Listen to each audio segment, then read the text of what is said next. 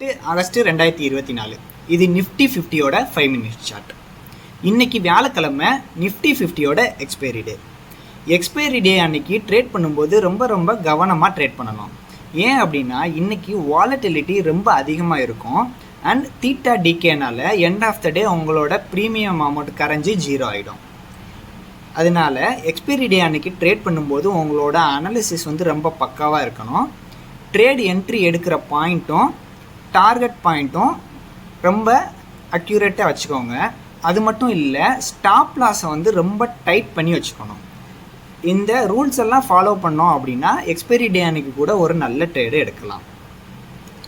இப்போது நேத்தோட ஹையும் நேத்தோட லோவும் ஹரிசாண்டல் லைனில் நான் மார்க் பண்ணிக்கிட்டேன். இன்றைக்கி நிஃப்டி 50 எங்கே ஓப்பன் ஆகிருக்குன்னு பார்த்தீங்கன்னா 24,250 ஒரு கிளியரான கேப் டவுனில் ஓப்பன் ஆகிருக்கு. ஸோ இந்த கேப் டவுன் ஆகிறப்ப என்ன நடக்கலாம் அப்படின்னா, ஒன்று இந்த கேப்பை ஃபில் பண்ணுறதுக்காக திரும்ப மேலே போகலாம். அப்படி இல்லைன்னா இந்த கேப் டவுனை ஃப்ளாக் போலாக எடுத்து ஒரு பேரிஸ் ஃப்ளாக் ஃபார்ம் பண்ணி அந்த ஃப்ளாகை பிரேக் டவுன் பண்ணி இந்த ஃப்ளாக் போலுக்கு ஈக்குவலாக கீழே மார்க்கெட் மூவ் ஆகும். இப்போது இன்றைக்கி நமக்கு என்ன நடக்குதுன்னு வெயிட் பண்ணி தான் பார்க்கணும். மார்க்கெட் ஸ்டார்ட் ஆன உடனே நம்ம ஒரு கெஸ்ஸுக்கு வரக்கூடாது. இன்றைக்கி ஒரு ஃப்ளாக் பேட்டர்ன் க்ரியேட் பண்ணி அந்த ஃப்ளாகை கீழே டவுன் சைட் பிரேக் பண்ணி டார்கெட் அச்சீவ் பண்ணியிருக்கான்.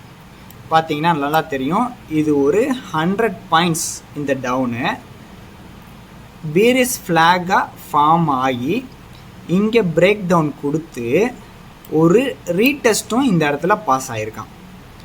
அப்படி பேரிஸ் ஃப்ளாகை உடச்சி ரீடெஸ்ட் பாஸ் ஆன உடனே நம்ம இந்த இடத்துல என்ட்ரி போட்டுடுறோம். ஸ்டாப் லாஸ் எவ்வளோ வைக்கிறோம்னா ஒரு 20 பாயிண்ட்டு 20 பாயிண்ட்ஸ் தான் நமக்கு ஸ்டாப் லாஸ் வைக்கிறோம். நமக்கு டார்கெட் பார்த்திங்கன்னா இந்த ஃப்ளாக் போர்டோட லென்த்து கீழே மூவ் ஆகும். இது ஒரு 100 பாயிண்ட்ஸ். நம்ம என்ட்ரி எடுத்த நெக்ஸ்ட் கேண்டிலே பார்த்தீங்கன்னா அந்த டார்கெட்டை நமக்கு அச்சீவ் பண்ணிட்டான். நம்ம உடனே ப்ராஃபிட்டை புக் பண்ணிவிட்டு வெளியே வந்துடணும், ஏன்னா எக்ஸ்பைரி டேன்றனால. ஸோ இவன் பார்த்தீங்கன்னா நெக்ஸ்ட் கேண்டிலில் ஒரு க்ரீன் கேண்டில் போட்டிருக்கான். ஏன் இந்த இடத்துல ரிவர்ஸ் ஆகிற மாதிரி சிக்னல் கொடுத்துருக்கான் அப்படின்னு பார்த்தீங்கன்னா, சேம் பிளேஸ் பார்த்தீங்கன்னா இது ஒரு நல்ல சப்போர்ட் ஏரியா. இந்த இடத்துக்கு தான் திரும்ப ரிட்டர்ன் ஆகி மேலே போயிருக்கான். இந்த இடத்த பிரேக் பண்ண முடியாமல் கொஞ்சம் நேரம் இங்கேயே வந்திருக்கான். சேம் அந்த இடத்துல கீழே ரெசிஸ்டன்ஸாக ஆக்ட் ஆகுது. உங்களுக்கு இங்கே பார்த்தீங்கன்னா தெரியும், இந்த இடத்த பிரேக் பண்ண முடியாமல் இந்த இடம் ரெசிஸ்டன்ஸாக ஆக்ட் ஆகுது. ஸோ இது ஒரு நல்ல க்ரூசியலான லெவல் அப்படின்றனால இந்த இடத்த தொட்டு மேலே போகிறதுக்காக ஒரு ரிவர்சல் சிக்னல் நமக்கு கொடுத்துருக்கான். இவன் மேலே தான் போகணும் அப்படின்னு அவசியம் கிடையாது, இந்த இடத்த உடச்சி கீழேயும் கூட போகலாம். நமக்கு இந்த ஃப்ளாக் பேட்டர்னோட டார்கெட் இங்கே அச்சீவ் ஆயிடுச்சு. நம்ம ட்ரேடு எக்ஸிட் ஆயாச்சு, ஒரு நல்ல ப்ராஃபிட் புக் பண்ணிட்டோம். இனிமேல் மார்க்கெட்டில் என்ன நடக்குதுன்னு வெயிட் பண்ணி பார்க்கணும். ஒரு 2-3 கேண்டில்ஸில் பார்த்தீங்கன்னா நம்ம எந்த இடத்துல என்ட்ரி எடுத்தோமோ அந்த இடத்துக்கே ரீச் ஆகிட்டான். சப்போஸ் நம்ம வெயிட் பண்ணியிருந்தோம்னா என்ன இருக்கும், நம்மகிட்ட இருந்த மொத்த ப்ராஃபிட்டும் கரைஞ்சிருக்கும். எக்ஸ்பைரி டேன்றனால நம்ம இன்வெஸ்ட்மெண்ட் போட்ட அமௌண்ட்டுமே கொஞ்சம் கரைஞ்சிருக்கும். ஸோ அதனால் டார்கெட்டை ரொம்ப டைட்டாக ஃபாலோ பண்ணணும். இப்போ அடுத்து என்ன நடக்குதுன்னு பார்ப்போம். இந்த சப்போர்ட் ஏரியாவில் இங்கே ஒரு பாட்டம், இங்கே ஒரு பாட்டம், டபுள் பாட்டம் ஃபார்ம் பண்ணி புல்ஸ் என்ன பண்ணுறாங்கன்னா மேலே புஷ் பண்ண ட்ரை பண்ணுறாங்க மார்க்கெட்டை. ஆனால் இந்த ஓப்பனிங் ப்ரைஸ் கிட்டேயே ஒரு ரெசிஸ்டன்ஸாக ஆக்ட் ஆகுது. பார்த்தீங்கன்னா இந்த ஓப்பனிங் ப்ரைஸ் ஒரு ரெசிஸ்டன்ஸாக ஆக்ட் ஆகி இங்கே இருந்து செல்லர்ஸ் கீழே புஷ் பண்ண ட்ரை பண்ணுறாங்க. சேம் அதே மாதிரி செகண்ட் டைமும் புல்ஸ் என்ன பண்ணுறாங்க, இந்த ஓப்பனிங் ப்ரைஸை பிரேக் பண்ணி மேலே போக ட்ரை பண்ணுறாங்க. முடியலை, செல்லர்ஸ் கீழே புஷ் பண்ணிடுறாங்க. இப்போ இந்த இடத்துல நீங்கள் நல்லா கவனிக்க வேண்டியது, இங்கே இருந்து இது ஒரு லோ அப்படின்னா அடுத்த லோ பார்த்தீங்கன்னா கொஞ்சம் ஹையாக இருக்குது. இது ஒரு ஹையர் லோ ஃபார்ம் பண்ணியிருக்கான். நெக்ஸ்ட் லோ பார்த்தீங்கன்னா அதை விட ஹையர் லோ ஃபார்ம் பண்ணியிருக்கான். ஸோ மார்க்கெட் மேலே போகிறதுக்கான நமக்கு ஒரு சிக்னல் கொடுக்குது. நம்ம இதை கன்ஃபர்மேஷனாக எடுத்துக்கக்கூடாது. இது ஒரு ப்ராபபிலிட்டி தான். இப்போது இந்த ஃப்ளாகை நம்ம டெலீட் பண்ணிடுவோம், கசோசன் இருக்கும்.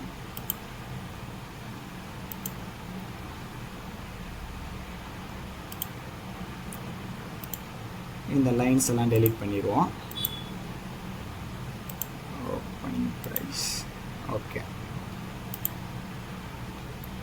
நேத்தோட சப்போர்ட் ஏரியா அது. ஓகே, இப்போது இந்த ஹையர் லோ ஃபார்ம் பண்ணியிருக்கான், இங்கே வந்து ஒரு ஹையர் ஹை ஃபார்ம் பண்ணியிருக்கான். ஸோ இதை வந்து நம்ம வந்து சேனல் பேட்டர்னாக ட்ரா பண்ணி பார்க்கணும். ஒரு ஹையர் லோ ஒரு ஹையர் ஹை இருந்தால் சேனல் பேட்டர்னாக அதை நம்ம ட்ரா பண்ணி பார்க்கணும். ஓகே, இப்போ இது வந்து ஒரு புல் சேனல் மாதிரி நமக்கு ஆக்ட் ஆகுது. இது ஒரு லோ, இது ஒரு ஹையர் லோ, அது ஒரு ஹையர் லோ. அதே மாதிரி இது ஒரு ஹை, இது ஒரு ஹையர் ஹை. இங்கே ஹையர் ஹை ஃபார்ம் பண்ணலை, இந்த ரெசிஸ்டன்ஸ்லேயே நமக்கு நின்றுக்கிட்டே இருக்கான், மேலே போக முடியாமல். ஓகேவா? சம்டைம் கொஞ்ச நேரம் ஒரு 12 மணிக்கு வந்து இந்த ரெசிஸ்டன்ஸை பிரேக் பண்ணுறான். நம்ம என்ட்ரி எடுக்கலாமான்னு கேட்டால் எடுக்கக்கூடாது. ஏன் அப்படின்னா இது வந்து இன்றைக்கோட ஓப்பனிங் ப்ரைஸில் திரும்பவுமே கீழே புஷ் பண்ணுறதுக்கு வாய்ப்பு இருக்குது. அதனால நம்ம இங்கே என்ட்ரி எடுக்கிறது அட்வைசபிள் கிடையாது. ஸோ இங்கே பிரேக் ஆகி இந்த இடத்துல ஒரு ரீடெஸ்ட் கொடுத்தான் அப்படின்னா நம்ம என்ட்ரி எடுக்கலாம். ஆனால் டைரெக்டாக போய் அவன் சேனலோட ஹையை டச் பண்ணிட்டான். நம்ம என்ட்ரி எடுத்தோம்னா டார்கெட் எங்கே வைப்போம்னா இந்த சேனலோட ஹை தான் வைப்போம். ஆனால் ஒரே கேண்டிலில் சேனலோட ஹையை டச் பண்ணிட்டா இங்கே நமக்கு எந்த என்ட்ரி செட்டப்பும் நமக்கு கிடைக்கல. ஸோ நம்ம இன்னும் வெயிட் பண்ணி பார்க்கணும். இந்த சேனலோட ஹையை பிரேக் பண்ணி நல்ல ஸ்ட்ராங் பிரேக் அவுட்டாக இருந்து அது இந்த இடத்துல ஒரு ரீடெஸ்ட்டு பாஸ் ஆகி மேலே போகிறானா அப்படின்றத நம்ம வெயிட் பண்ணி பார்க்கணும். மார்க்கெட் மேலே போனால் கால் என்ட்ரி எடுக்கணும். இங்கே என்ன நடக்குது அப்படின்னா இந்த சேனலோட ஹையை பிரேக் பண்ணிட்டான், ஆனால் நேத்தோட ரெசிஸ்டன்ஸ்லேயே நின்றுக்கிட்டே இருக்கான். நேற்று ஒரு ரெசிஸ்டன்ஸ் ஆக்சுவலாக அது முந்தா நாள் வந்து ஃபார்ம் ஆன ரெசிஸ்டன்ஸு. அந்த ரெசிஸ்டன்ஸை நேற்று பிரேக் பண்ண ட்ரை பண்ணால் முடியலை. நேற்று எண்ட் ஆகும்போது அந்த ரெசிஸ்டன்ஸ் கிட்ட வந்து மார்க்கெட் முடிஞ்சிருச்சு. இன்றைக்கி அந்த ரெசிஸ்டன்ஸை தொட்டுட்டான். இன்றைக்கி அதை பிரேக் பண்ணவானா, இதை பிரேக் பண்ணி இங்கே ஒரு ரீடெஸ்ட் கொடுத்தான் அப்படின்னா இந்த ஒரு ரேஞ்ச் மார்க்கெட் இருக்குல்ல, இந்த ரேஞ்ச் மார்க்கெட்டுக்கு ஈக்குவலாக மேலே வந்து ப்ரைஸ் மூவ் ஆகும். இப்போ இங்கே என்ன நடந்திருக்குன்னு பார்த்தீங்கன்னா இந்த ரெசிஸ்டன்ஸை இங்கே இருக்க ரெசிஸ்டன்ஸை இவன் இங்கே பிரேக் பண்ண முடியாமல் ஒரு டவுன்ஃபால் ஆகி இந்த நம்மளோட புல்லிஷ் சேனல் இருக்குல்ல, இந்த சேனலுக்கு உள்ளேயே மார்க்கெட் வந்து வந்துருச்சு.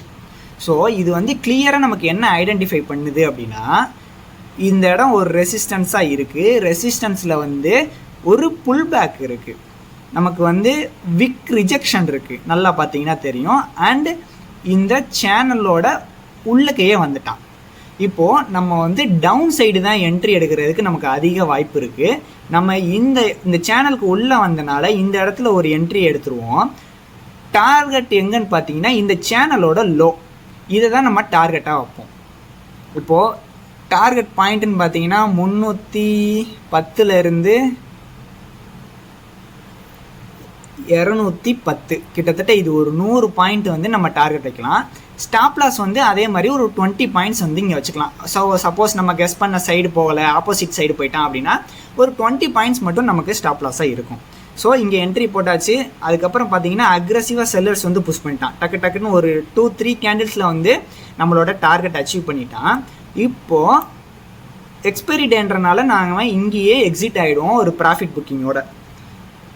இப்போது இன்னொரு விஷயம் என்னென்னா ஒரு ரெசிஸ்டன்ஸை ஹையர் டைம் ஃப்ரேமில் இருக்க ஒரு ரெசிஸ்டன்ஸை பிரேக் பண்ண முடியாமல் ரிட்டர்ன் ஆகுறான் அப்படின்னா இன்றைக்கி டே லோவை வந்து அவன் டச் பண்ணுறதுக்கான வாய்ப்பு இருக்குது. நேற்றுமே அப்படி தான் நடந்திருக்கும், நீங்கள் நல்லா பார்த்தீங்கன்னா தெரியும். நேற்று இந்த ரெசிஸ்டன்ஸில் பிரேக் ஆகி மேலே போக முடியாமல் கீழே வர்றான். கீழே வந்தவன் இன்றைக்கி டே லோ, இதுதான் டே லோ, அந்த டே லோவை ரீச் ஆகிட்டான். மேக்ஸிமம் ஆஃப் த பேட்டர்ன் வந்து இப்படி தான் இருக்கும். ரெசிஸ்டன்ஸை பிரேக் பண்ண முடியாமல் இருந்தால் இன்றைக்கி டே லோவை வந்து தொடுவான். ஆனால் நம்ம இங்கே எக்ஸிட் ஆகிடுறது நமக்கு சேஃப். நல்லா பார்த்தீங்கன்னா ஒரு அடுத்த ஒரு 4-5 கேண்டிலில் பார்த்தீங்கன்னா இன்றைக்கி டே லோவை ரீச் பண்ணிட்டான்.